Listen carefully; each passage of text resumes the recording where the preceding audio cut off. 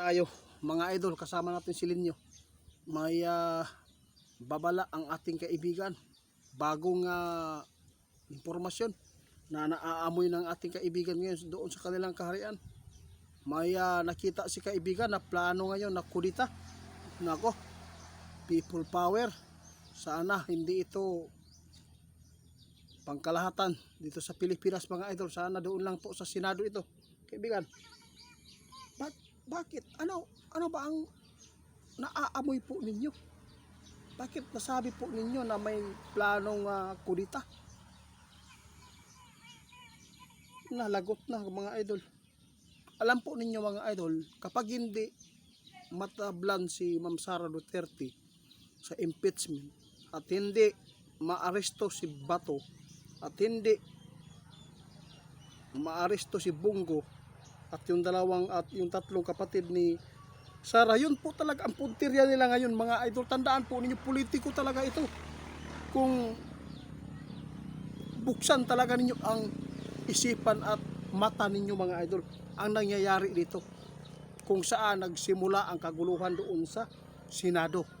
Isang habol nila politiko, dahil kapag nakaupo ito, kaya lahat-lahat po nila ginaganito. Kasi malakas ang sex appeal ng mga team ng Duterte sa politiko mga idol. Kahit sasabihin nila na humina ang survey ratings ni BP, hindi dapat paniwala yan mga idol, dahil yung survey nila, yung ratings na binigay, doon lang po yan sa kanila eh. Oh? Tama ka. Sabi natin kaibigan, bakit mga idol, kung may kasalanan po ang mga ka-line up ni Duterte, kung may kasalanan, di ba? Yung Ejiki ang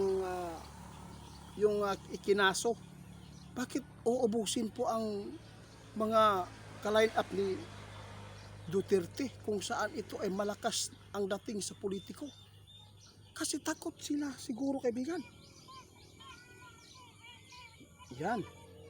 Tingnan po niyo mga idol, ilang bilyon po ang nawala sa flood control.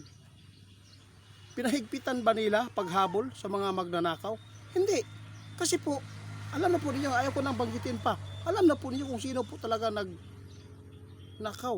Kung sino talaga mga ka-line up yan. Diyos ko mga idol, tandaan natin, kapag nagkaroon ng kulita, masama po ito.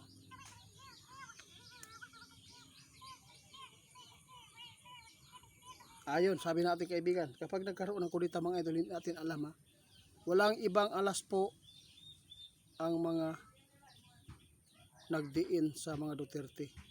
Isa lang ang alas nila ngayon mga idol. Ito po ang alas nila ngayon, ang martial law. Inestimate na ng ating kaibigan sa 2027, hindi pa natin alam ang martial law.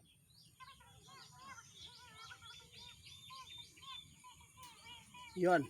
Kapag hindi ma-impeach si Ma'am Sara Duterte, kapag hindi na aresto si Bato, kasi pag na-aresto si Bato, ang isusunod nila si Bongo. Politiko talaga mga idol, no? Kung may malasakit po ang mga taong ito sa yung mga nagdiin sa mga Duterte, inuna sana yung flood control na bilyones ang nawala, no? Grabe. May mga bigatin na mga witness na magpatotoo talaga na kung sino ang binibigyan ng mga malita kung saan ipinadala. Tandaan sana po yung makapanood nito, kung isa ka man dito sa sumusuporta sa kabila, no? Palawakin mo ang isipan mo. Buksan natin ang ating mga mata at isipan para makamit natin po ang magandang patutunguhan. Alam naman po natin, kapag nasa posisyon ka, talagang kung sakim ka, kahit ano pang ginagawa mo dyan na masama, no?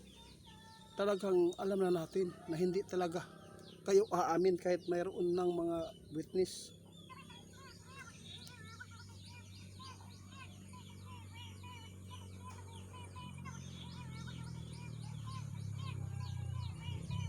Oh, grabe ang sinabi ng ating kaibigan mga idol. tandaan natin mga idol, sa lahat po ng mga supporters na kumakampi sa bawat magkabila, no? Neutral lang tayo, kung buhay man po ang kapalit mga idol. Sana po mapansin po ninyo itong video na ipinapaabot ng ating kaibigan. May naamoy si kaibigan na posibleng magkakaroon ng kurita o people power. Kapag magkakaroon ito, wala na talagang alas po ang ibang yung ano, BBM mo na yung alas sana. Muna lang gini alas nila, Marcelo. Tandaan po ninyo. Pero mahirap po yan i-declare mga idol. Kung walang batayan o ang sahi ko tawag ani. Kung walang dahilan mga idol. Kung mayroon pong magkakaguluhan na nangyayari tulad po ng rally, kung maraming mga pulis o mayroon na nangamatay sa panggugulo, yun po ang pwede. Salamat. Guys, alam mo ba kung bakit ito ipinapaabot ng ating kaibigan?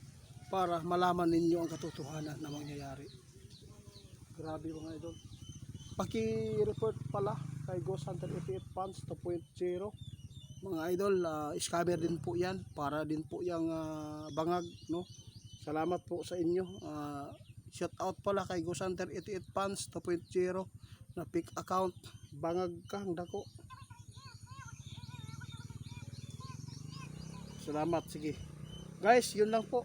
Sa lahat ng makapanood sa atin. Grabe mga idol. Nakakabahala ito. Sana ay walang mangyaring Marcelo. Kung magkulita, daghang yung mga mati, mga idol.